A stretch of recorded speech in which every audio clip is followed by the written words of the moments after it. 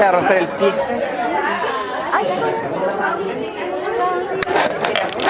De esta clase sobre enfermedades valvulares, que como ustedes ven en realidad está con un enfoque un poco diferente, pero como más práctico, más, bueno, no sé cómo irá a salir al final, pero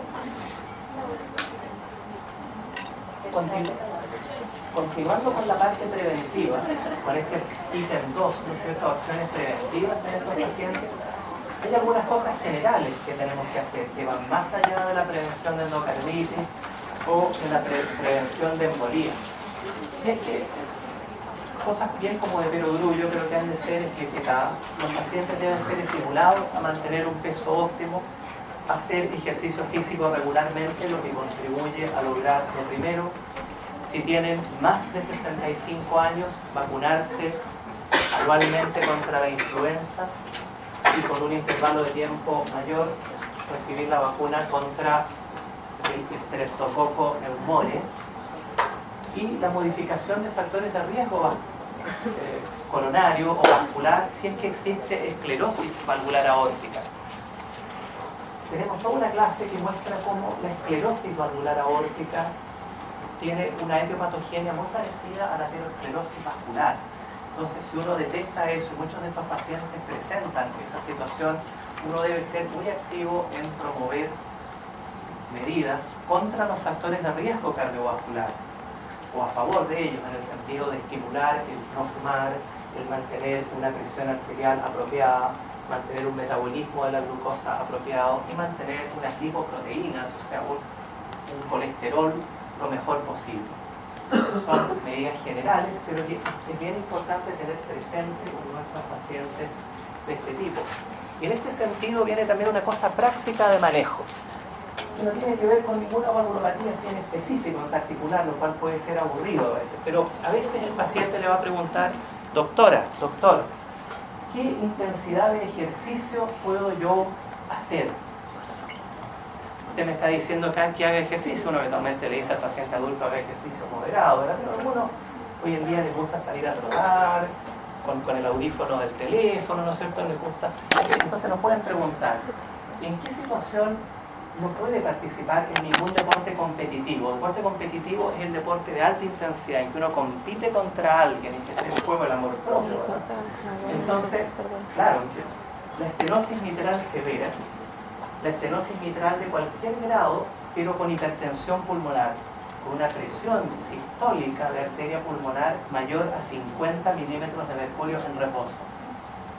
También la insuficiencia mitral, esto es por mitral regurgitation, la insuficiencia mitral severa, con hipertensión pulmonar en esta cifra, o con dilatación del ventrículo izquierdo, esto es diámetro de fin de diástole de 60 milímetros o más, o disfunción sistólica de cualquier grado. ¿Esto por qué es? Aprovecho aquí de contarles algo por si no alcanzamos a ver en absoluto la insuficiencia mitral así en directo. Piensen ustedes en un ventrículo izquierdo.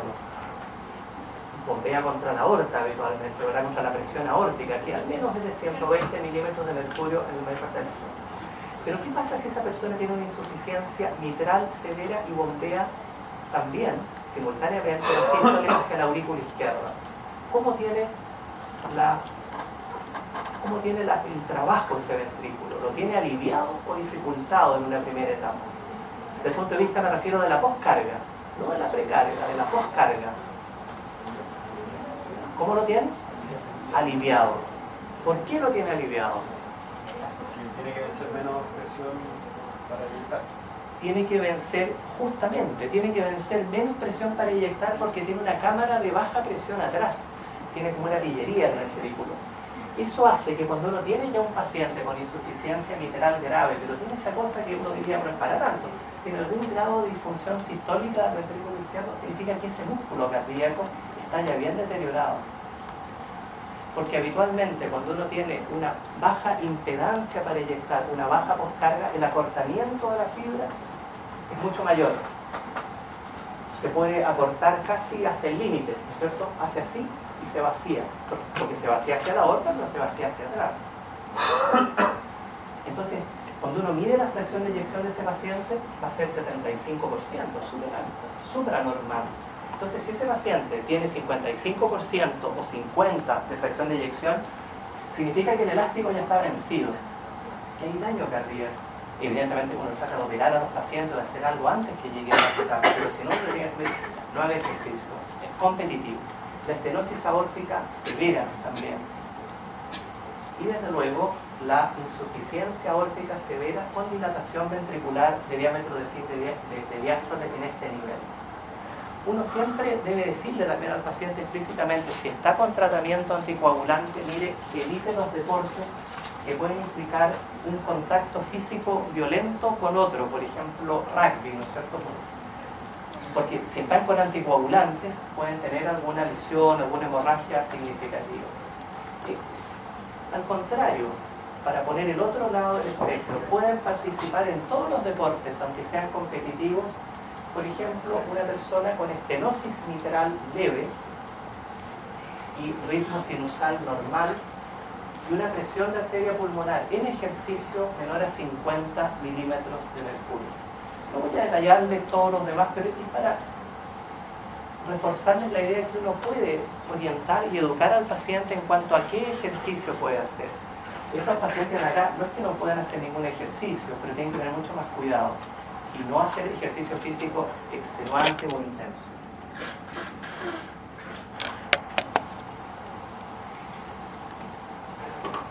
Pasamos al punto 3 ahora, que es el seguimiento que tenemos que hacer a nuestros pacientes cuando la situación lo amerite. Dejamos atrás la parte del diagnóstico, dejamos atrás las cosas de prevención en el contexto de la afección valvular para entrar a esto del seguimiento. Esto del seguimiento es bien importante. ¿Por qué motivo? Porque los pacientes, sobre todo los que tienen insuficiencia valvular, son pacientes que sin aviso pueden presentar ya disfunción ventricular y mucha dilatación ventricular, y cuando uno los va a operar ya no es reversible. Es decir, no es el paciente que nos va a decir a través de un síntoma de disnea, mire doctor, ojo, háganle un eco de nuevo porque mi corazón puede estar fallando. Un subgrupo de estos pacientes no nos va a avisar con un síntoma. Entonces, ¿qué significa esto? Si tenemos, por ejemplo, un paciente con estenosis aórtica severa, hay que hacer un seguimiento ecocardiográfico una vez al año. Si tenemos un paciente con insuficiencia aórtica severa y dilatación del ventrículo izquierdo cada 6 a 12 meses. ¿Por qué más seguido? Porque las sobrecargas de volumen, como la insuficiencia aórtica o la mitral, son más traicioneras. Uno se puede encontrar con el ventrículo dilatado y disfuncionante sin que el paciente nos haya avisado con un síntoma y sin que el síntoma le haya avisado al paciente tampoco de que algo iba mal.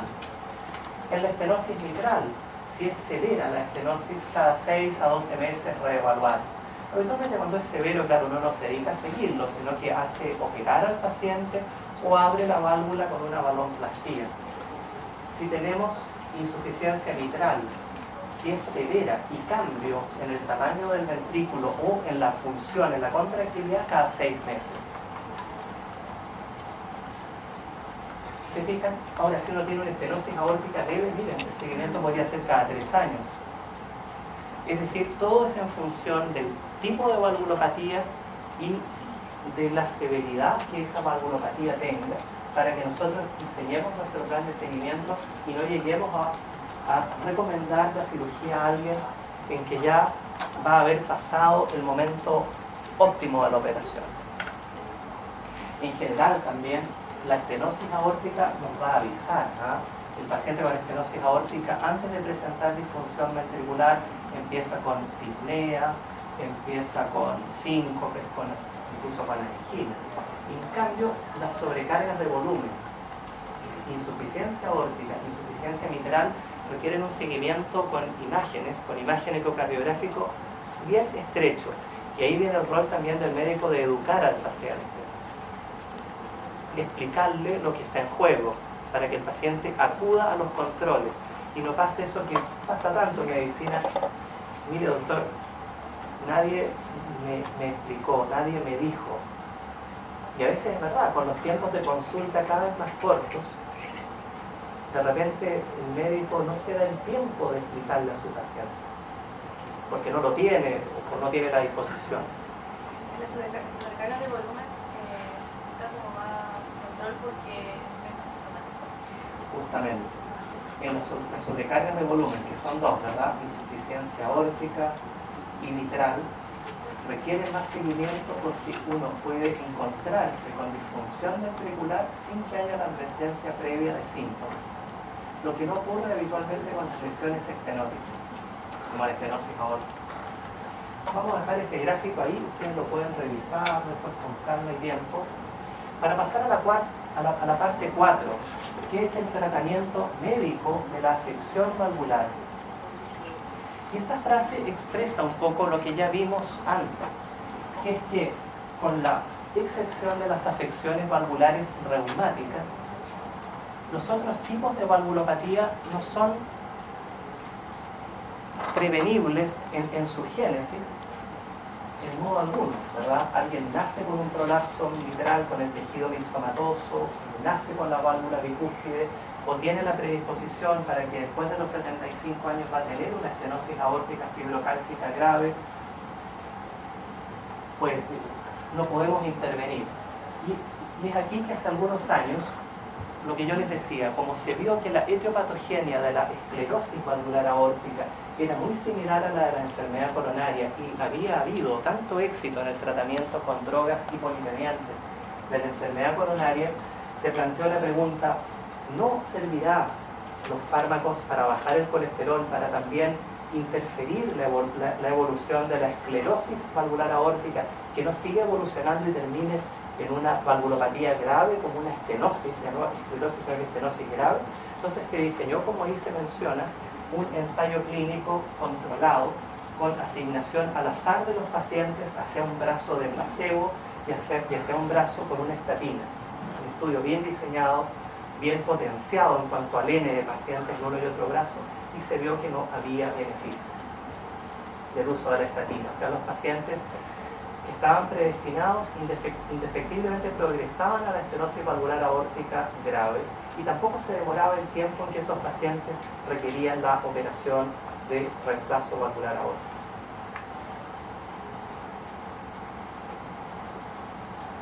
Pero hay otro punto en el que podemos intervenir. No podemos evitar que sobrevenga la valvulopatía en muchos casos, aquellos no reumáticos, pero podemos hacer algo para que el paciente que tiene, digamos, una insuficiencia aórtica severa, podemos hacer algo para que progrese, para evitar que progrese a una disminución de la fracción de eyección o disfunción sistólica, como es ahí. Desgraciadamente, la evidencia muestra que no mucho. En pacientes con sobrecarga de volumen, no hay prueba de que la terapia vasodilatadora, con inhibidores de la enzima convertidora, con hidralazina o isosorbide, disminuya la velocidad de dilatación ventricular y de caída de la fracción de eyección. Solamente en un subgrupo, sí. Y este subgrupo es cuando estos pacientes tienen además una hipertensión arterial sistémica, o sea, la hipertensión arterial típica, porque ahí, si bajamos la poscarga con vasodilatadores, logramos sí un impacto en retardar la velocidad de dilatación ventricular y la caída de la fracción de eyección. Recuerdo un colega hace poco, un muy buen cardiólogo, que tenía un paciente que le hicimos un ecocardiograma y era un muchacho joven con una bien alto, como medio balsanoide, y tenía una insuficiencia valvular aórtica importante, un corazón un poco grande, pero le quedaba la duda si era porque era muy grande o porque realmente había ya un impacto hemodinámico.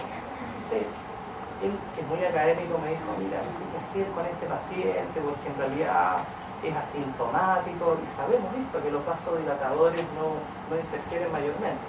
Pero me dijo: le voy a pedir un holter de presión. Y según el resultado de ese holter de presión, que a lo mejor me demuestra presiones más altas que las que he detectado en la consulta, bueno, lo voy a tratar con un vasodilatador.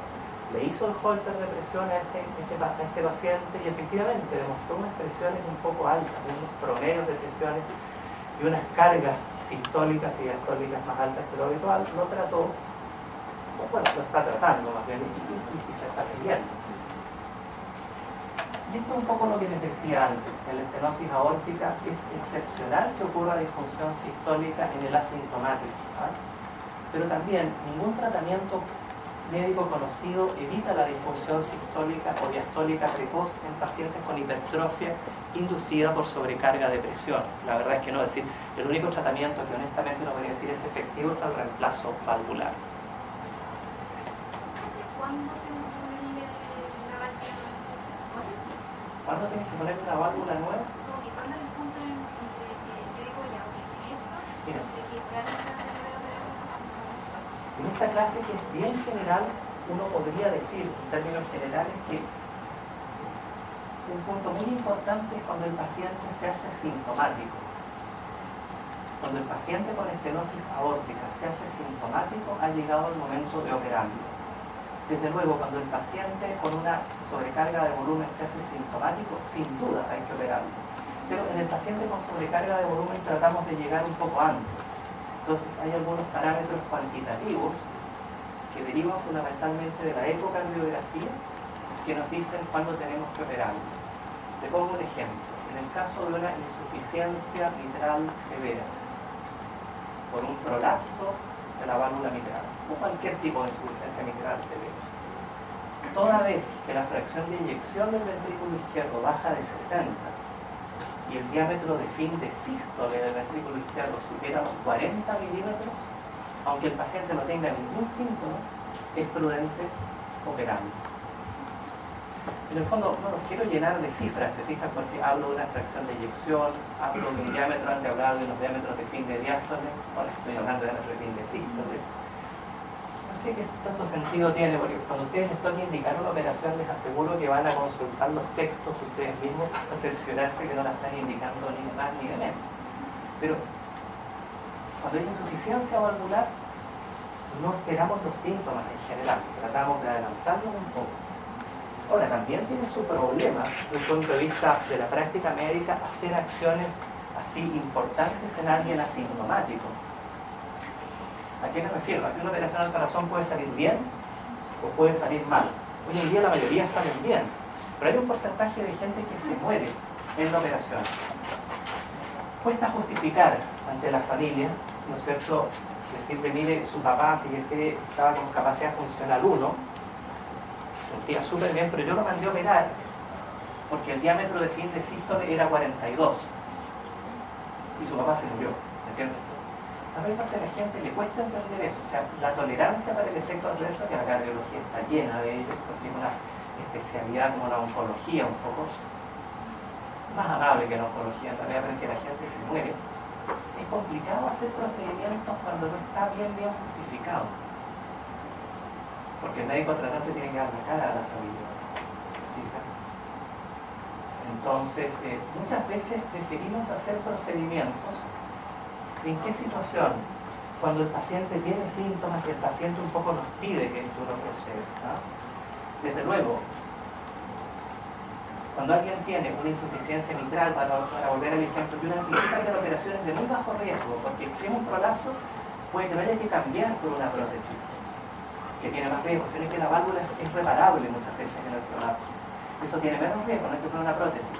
Ahí uno también como médico tiene que tener la capacidad para uno hacer la recomendación y uno jugársela por su paciente, ¿me entiendes? Y explicarle, mire, usted está asintomático, pero en mi equipo cuento con excelentes cirujanos, con excelente anestesiología, no excelente, pero con buena, ¿no es cierto?, con razonable, y además le vamos a reparar la válvula, y el riesgo que usted le pase algo es menos del 1%. ¿Usted qué me recomienda, doctora? Un buen médico no le puede decir al paciente, decida usted, ¿me entiende? El buen médico tiene que decir, yo le recomiendo tal cosa, y si la cosa sale mal, es deber del médico dar la cara y explicarle a la familia, mire, yo hice esto porque estaba indicado, porque si no uno corre el riesgo de operar al paciente con insuficiencia mitral, con el corazón ya dañado, y que después de la operación para siempre con mala función ventricular y con insuficiencia cardíaca. Las cosas no salieron bien, pero bueno, la mayor parte de las veces ahora salen bien.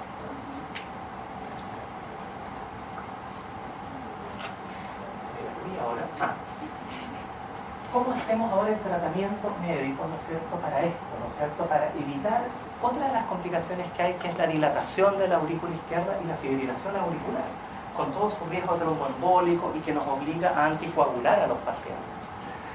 La verdad es que tampoco hay una forma muy buena de hacerlo, ¿ah?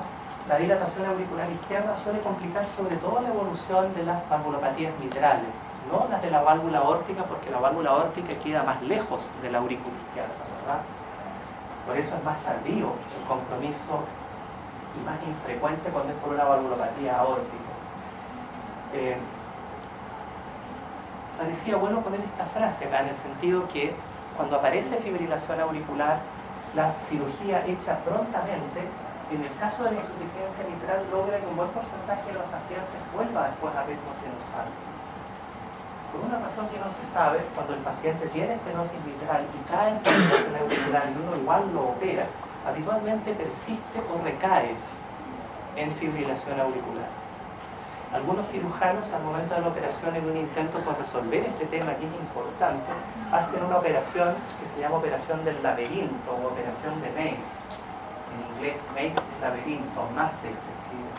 Entonces, al momento de reemplazar la válvula con el corazón detenido y abierto, hacen una serie de cortes en la pared de la aurícula, unos cortes cuidadosos, superficiales, para interferir los múltiples circuitos de reentrada que perpetúan la fibrilación auricular.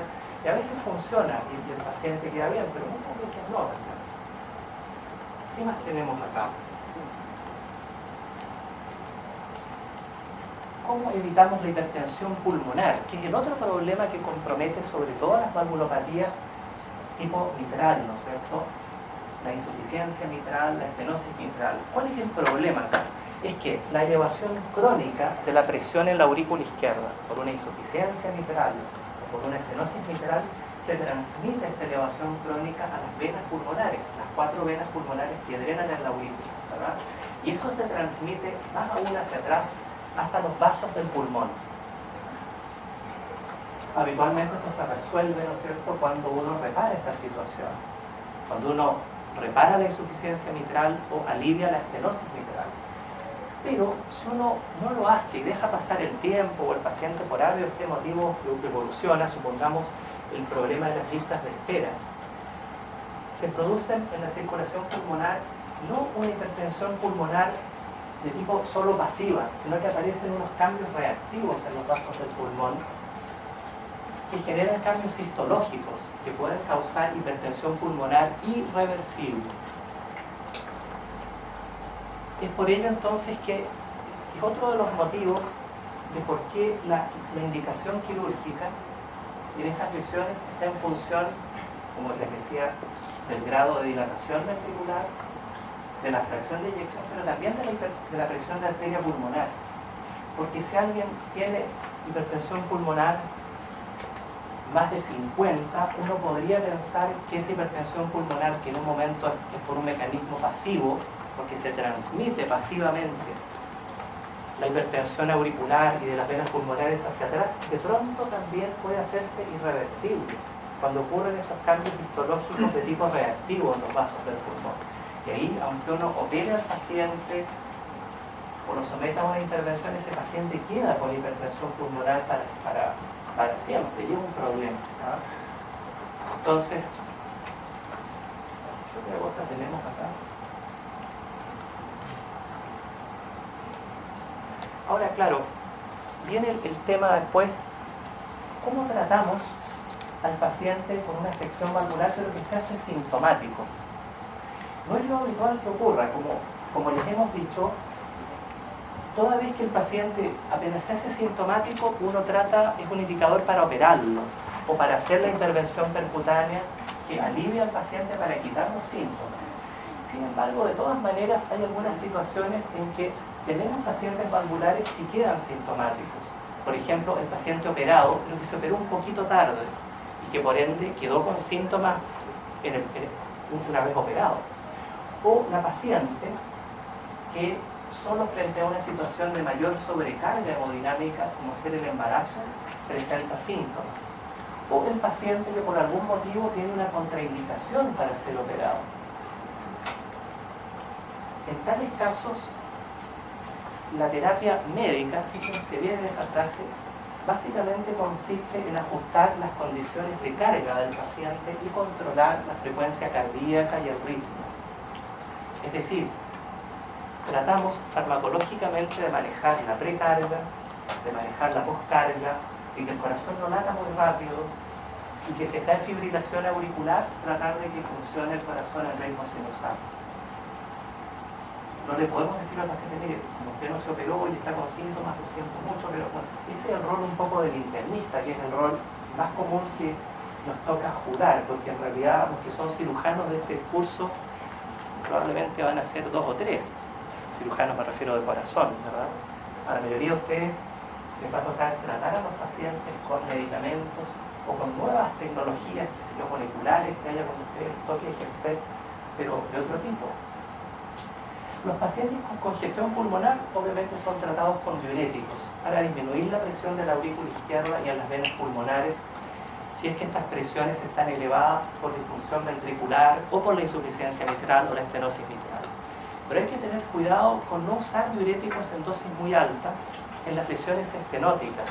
Usar los diuréticos con prudencia. ¿Por qué? Porque imagínense en la estenosis mitral.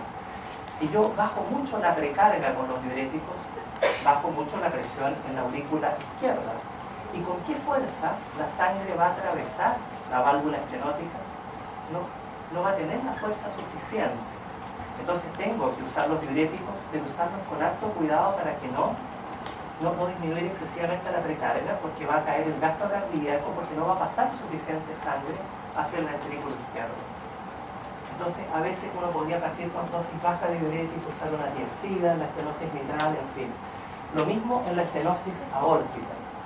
Hay pacientes con estenosis aórtica en que este aumento de la presión en la aurícula izquierda no obedece tanto a disfunción sistólica y desde luego que no obedece a un problema mitral, porque tienen estenosis aórtica. O sea, obedece a disfunción diastólica. Entonces, si yo uso, por ejemplo, 80 miligramos de furosemida o 100 miligramos de furosemida en ese paciente, voy a dejarlo con incapacidad para llenar ese ventrículo izquierdo rígido que requiere una cierta presión de llenado para mantener un gasto cardíaco. Incluso hemos visto, sobre todo en mujeres con estenosis aórtica, mujeres que tienen un corazón más chiquitito y muy grueso, por hipertrofia concéntrica, una cavidad muy chica, que al usar diuréticos en forma muy alta, en sístole el corazón literalmente se colapsa del ventrículo izquierdo, generando gradientes de presión dentro del ventrículo izquierdo. Entonces hay que usar los diuréticos, pero en los casos de lesiones estenóticas, con dosis prudentes, dosis más bien bajas.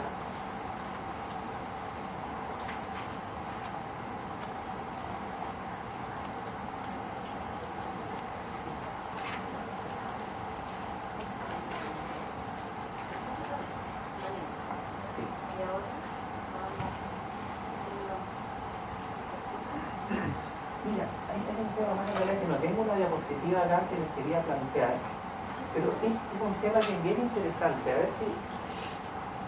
¿Qué pasa si ustedes tienen un paciente con enfermedad valvular severa y tiene hipertensión?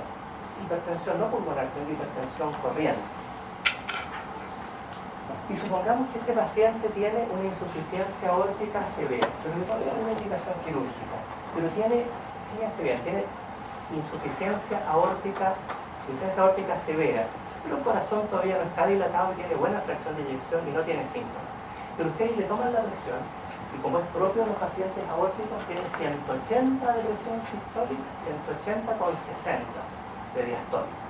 180-60 con milímetro de mercurio. Entonces, se le toman la presión y el paciente les pregunta, doctor o doctora, ¿qué presión tengo? Y ustedes le dicen, tiene 180 con 60. El paciente abre los ojos y le dice, pero tengo la presión muy alta, tengo 180. Tiene usted que bajarme la presión.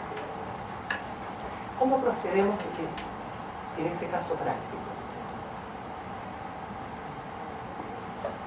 Les hago la pregunta y les pongo este caso porque es interesante que todos los pacientes con insuficiencia aórtica severa tienen una presión diferencial muy grande y presiones sistólicas altas. Y son presiones sistólicas altas, ¿por qué? Porque son pacientes que, como tienen reflujo aórtico, la sangre que inyectan en cada sístole es una tremenda cantidad. Entonces les sube la presión sistólica. Supongamos que usted se entusiasma, ¿no es cierto? Dice, no señora o señor, no se preocupe, en realidad 180 es mucho, y le dan una generosa prescripción de medicamentos antihipertensivos, que incluye enalapril y amlodipino y un diurético, tratando de bajarle la presión sistólica genuinamente. Ustedes lo citan a control después y el paciente les dice, le toma la presión de hoy, tiene 160, ¿no? O sea, bajó re poco. Pero además el paciente empezó con angina, porque tiene 160 de sistólica, pero la diastólica le baja a 30. Entonces, en diástole se produce la perfusión coronaria y empezó con angina. O sea, como que la conclusión del caso, ¿verdad?, es que en un paciente de esas características, que por la característica hemodinámica de la lesión siempre va a tener presión sistólica alta, uno no tiene que ensañarse en bajar la presión sistólica, porque de pasada uno puede bajar exageradamente la presión diastólica, que es la presión de perfusión del miocardio. ¿Me comprende? Entonces, en ese paciente tenemos que conformarnos con bajarles la presión, pero a un nivel razonable, a un nivel no exagerado. Y otra pregunta les voy a hacer. Imagínense este mismo paciente. Y ustedes deciden bajarle la presión con un beta bloqueador, supongamos con atenolol. ¿Qué puede pasar? Disminuye el gasto, claro, pero piensen ustedes que pasa otra cosa más. Si ustedes le dan a ese paciente solo atenolol, inducen, ¿qué cosa? ¿Cómo va a estar el pulso? Bradicárdico. Cuando hay bradicardia, ¿cuál es la fase del ciclo cardíaco que más se alarga? El PR, ¿no? La fase del ciclo. ¿Qué se alarga más, la sístole o la diástole? La diástole, ¿no es cierto? ¿Y en qué fases del ciclo se produce el reflujo aórtico? En la diástole. Si yo le doy solo atenolol a ese paciente, voy a hacer que se devuelva durante la diástole más sangre todavía hacia el ventrículo izquierdo. O sea, como quien dice, voy a empeorar la insuficiencia aórtica. Voy a quedar con un tremendo volumen en el corazón, porque va a haber refluido, se va a haber devuelto más cantidad de sangre, y en el próximo ciclo va a inyectar más volumen todavía. Entonces, en vez de tener 180 de presión sistólica, lo voy a tener cuando vuelva con 50 de pulso y con 200 de presión sistólica. ¿Se fijan el truco? O sea, te lo va a decir una doctora, pero usted me está perjudicando. ¿Usted qué clase de remedio me dio? ¿Ah? Entonces, ¿cuál es la cosa? Que uno igual puede usar un beta bloqueador, pero si va a usar un beta bloqueador, tiene que usarlo asociado a otro medicamento para bajar la presión en el caso de la insuficiencia aórtica, por esas dos razones que le he mencionado. Y otra pregunta, supongamos que tenemos ahora un paciente con estenosis aórtica severa, pero todavía asintomático, todavía no lo queremos operar, y que también está hipertenso, tiene 160 milímetros de mercurio. ¿Qué podemos hacer? ¿Vale la pena tratarle la hipertensión con estenosis aórtica o lo dejamos así?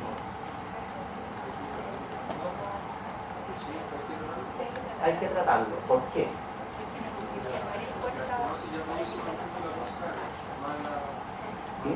¿Qué cosa? Que la estenosis ya produce un aumento de la postcarga, con la hipertensión.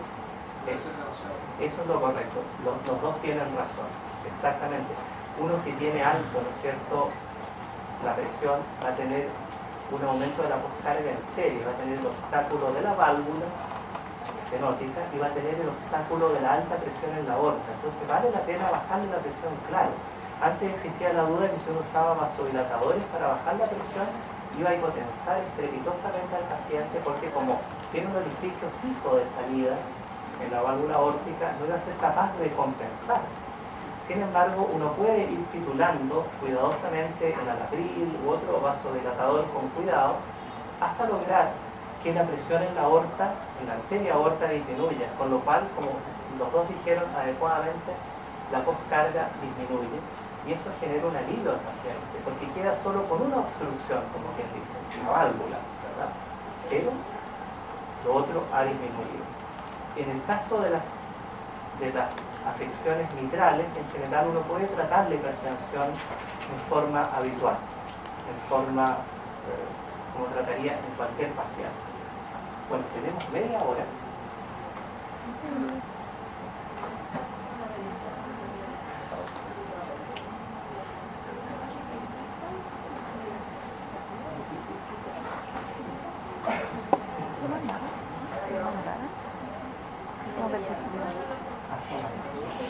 ¿Cómo manejo?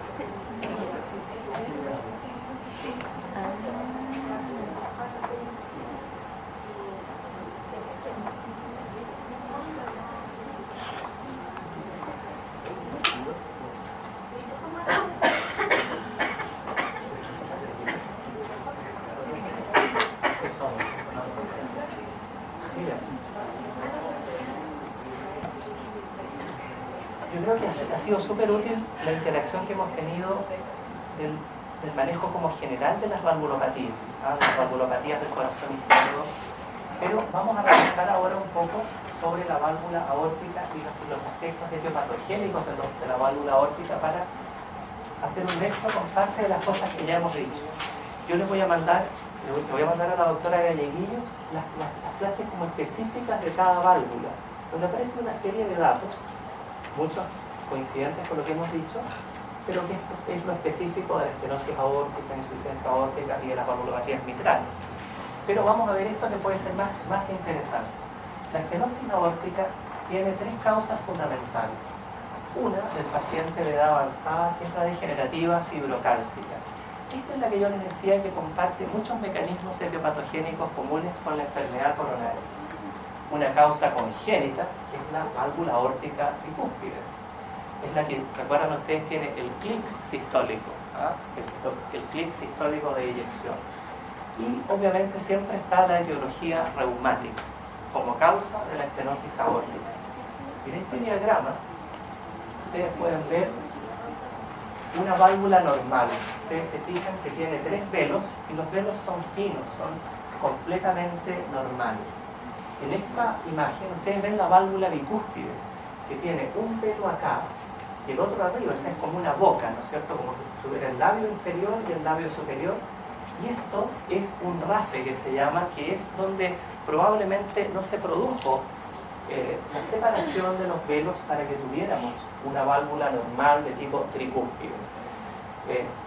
Esta es una válvula tricúspide, ustedes ven en forma de triángulo, pero con fusión de las comisuras. Es una imagen así, es la etiología reumática.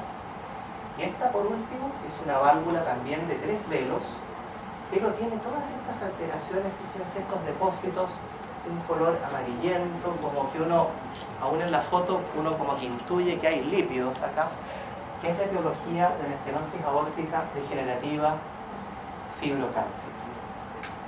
Es la que yo les contaba, que pese a la mejor intención de hacer un ensayo clínico con estatinas, no se logró interferir la historia natural de esta condición.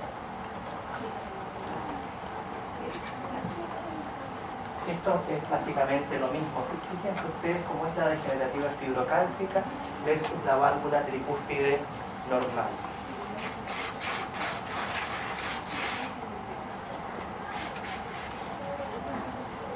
En la etiopatogenia de esta válvula aórtica, de esta estenosis fibrocálcica, ¿no es cierto?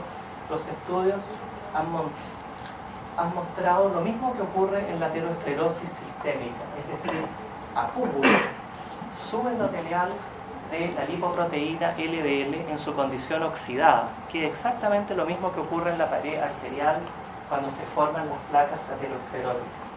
Producción de angiotensina 2 local, inflamación por parte de células mononucleares, producción local de proteínas tales como la osteopontina y osteocalcina que promueven la calcificación vascular. Como veremos, uno de los rasgos fundamentales morfológicos de la aterosclerosis, que ya lleva un tiempo de evolución, es la calcificación de las arterias.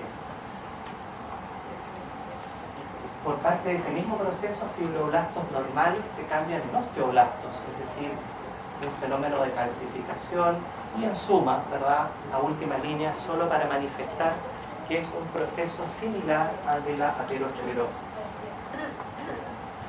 Acá tenemos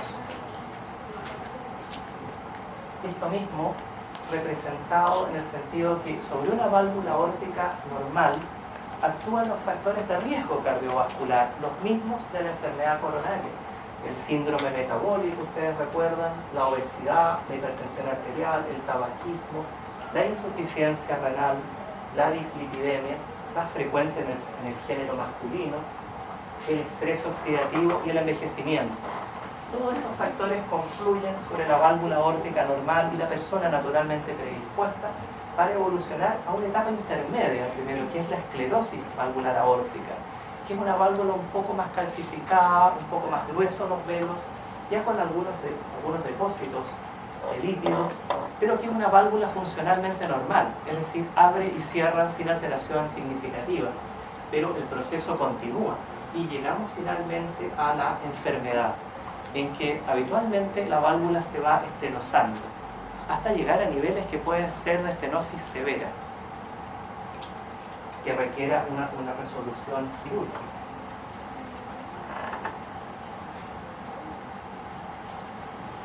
Esta diapositiva es solo para ilustrar esto. Es una imagen de una tomografía computada de corazón, donde ustedes ven que en el plano valvular aórtico se ve una marcada calcificación de la válvula aórtica, pero esa calcificación coincide con depósito de calcio también en todo lo que es la aorta ascendente,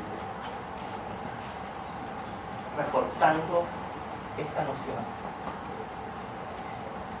Esta es otra diapositiva de un paciente con estenosis valvular aórtica, leve en este caso, pero fíjense ustedes cómo están las arterias coronarias con depósitos de calcio que implican aterosclerosis en la arteria descendente anterior, incluso en el left main coronary artery, o sea, el tronco de la coronaria izquierda, la arteria circunfleja, etc. Es decir, un proceso que, por eso decíamos, cuando tenemos pacientes con valvulopatías, tenemos que prestar mucha atención a los factores de riesgo cardiovascular para defender justamente las arterias coronarias del paciente. Acá tenemos unas imágenes ecocardiográficas, la válvula aórtica normal, tracto de salida del ventrículo izquierdo, la aorta. Pero comparemos esta, la B, con la D.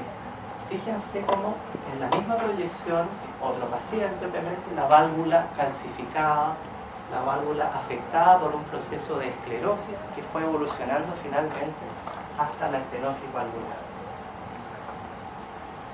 Una de las personas que más ha trabajado en este tema es una doctora norteamericana, cardióloga, ecografista, Catherine Otto, que fue la que reparó en esta situación, en el sentido de darse cuenta que los pacientes con estenosis aórtica tenían también una mucha mayor incidencia de angina, de accidente vascular cerebral, de infarto del miocardio, es decir, que el tener una estenosis aórtica fibrocálcica es también reflejo de enfermedad vascular coronaria. Y aquí se desprende una cosa muy importante. Si un paciente se va a operar, ¿no es cierto?, de un reemplazo valvular aórtico, ¿qué tendríamos que hacer? ¿Qué examen tendríamos que hacerle antes de mandarlo a operar al reemplazo valvular aórtico? ¿Qué? No escucho. No. El ecocardiograma de todas maneras ya lo hemos dicho, está bien, pero supongamos que sabemos que tiene la estenosis valvular aórtica porque le hicimos una angiografía coronaria, claro. Porque haría un triste papel, ¿verdad? Si mandamos a operar al paciente, le abren el tórax, le reemplazan la válvula aórtica, cerramos todo y a los 6 meses el paciente vuelve con dolor al pecho y hay que operarlo de nuevo de las coronarias. Entonces siempre en estos pacientes, salvo que sean pacientes jóvenes y sin ningún factor de riesgo, antes de hacer la operación valvular es necesario ir a mirar cómo están las arterias coronarias en forma directa, o sea, con una coronariografía, o por último con un escáner de coronaria. Pero en este caso las pruebas de provocación de isquemia no nos sirven. También alguien podría decir, pero doctor, ¿por qué usted es tan invasivo? Porque un paciente con estenosis aórtica severa, sintomático, es peligroso hacerle este esfuerzo. Y la segunda razón es que estos pacientes tienen electrocardiograma basal anormal. Entonces es preferible ir a mirar directamente las coronarias con una técnica de imagen. Sí. Un paciente con prótesis macular que volver a operarse es difícil por riesgo a borrar. Pero parte práctica o se volver a operar. Siempre una segunda operación al corazón tiene mucho más riesgo que la primera.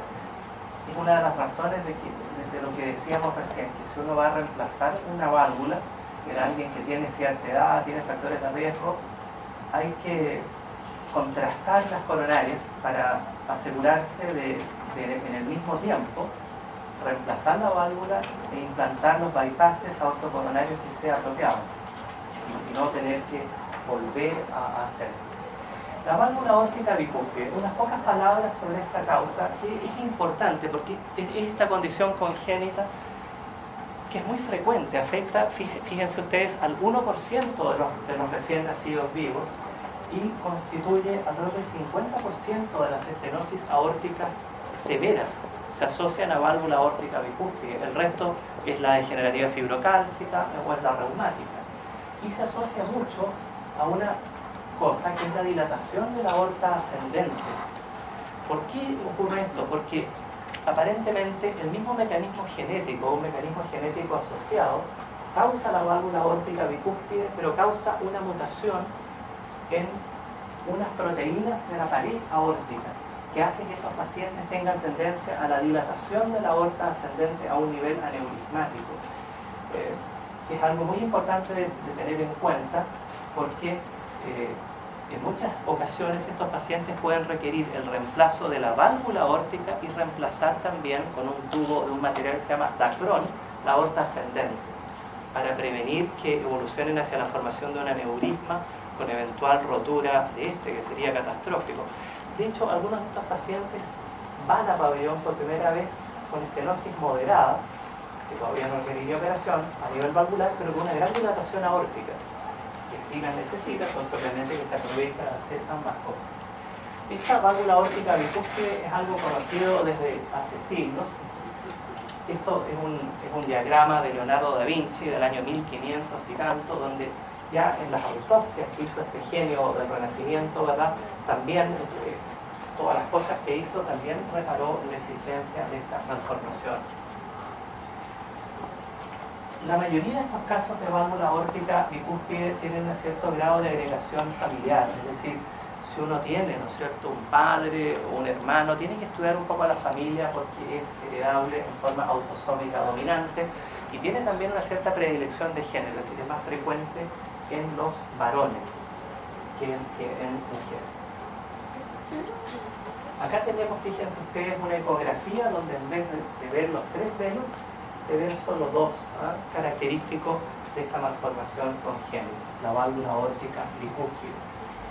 Y acá vemos un diagrama donde esta válvula se abre así, se abre este velo y se abre este, y este es el rastre. ¿Se fijan ustedes? De tal manera que tiene importancia por lo frecuente que es en la población. 1% de los recién nacidos vivos lo constituye en la malformación congénita más frecuente de todas.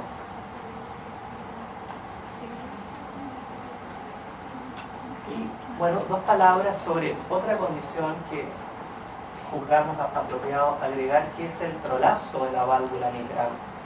Que semiológicamente lo distinguimos por el clic mesosistólico y por el soplo más bien tardío en la fase sistólica.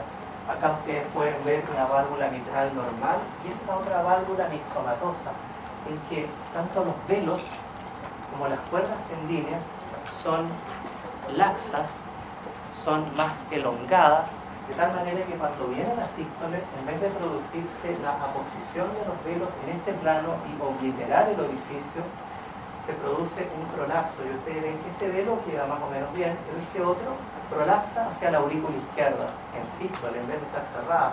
Entonces se produce un chorro de insuficiencia mitral o jet de regurgitación excéntrico, que es característica de esa alteración y hoy en día que la etiología reumática ha ido disminuyendo mucho en países como Chile y más todavía en el mundo plenamente desarrollado, una de las grandes causas de insuficiencia mitral es esta, el prolapso de la válvula mitral.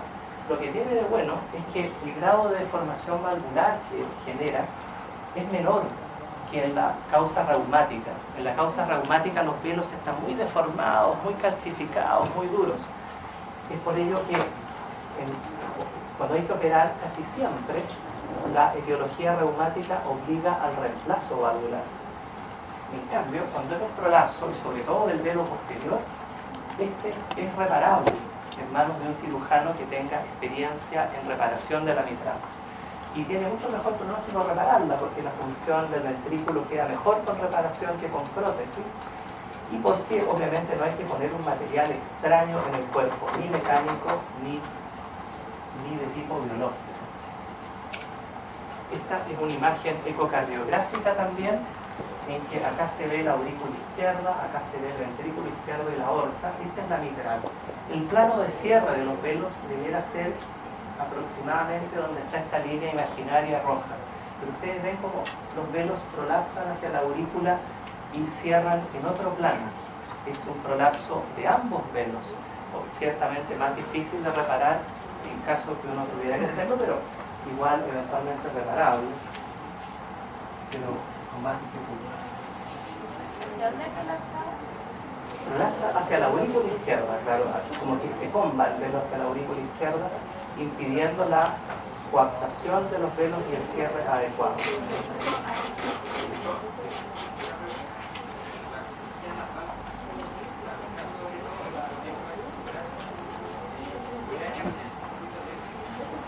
El circuito eléctrico puede dañarse, claro. Cuando se hacen los reemplazos valvulares, el cirujano opera cerca del sistema excitoconductor del corazón. Y eso hace que pudiera haber postoperatoriamente bloqueos cardíacos. Y es por eso que ustedes cuando pasen por un hospital o por un hospital que tenga cirugía cardíaca, van a ver que los cardiooperados siempre salen con unos cablecitos asomados por el tórax.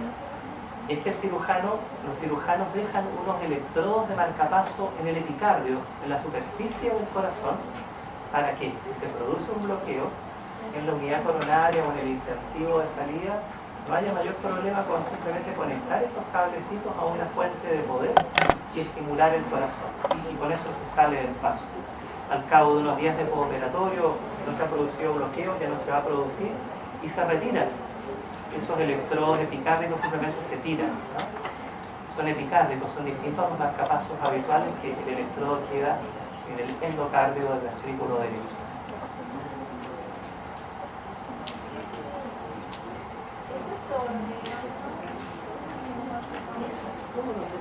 Lo que hay que revisar y que nos sale acá es toda la parte semiológica, porque eso se da por visto, ¿ah?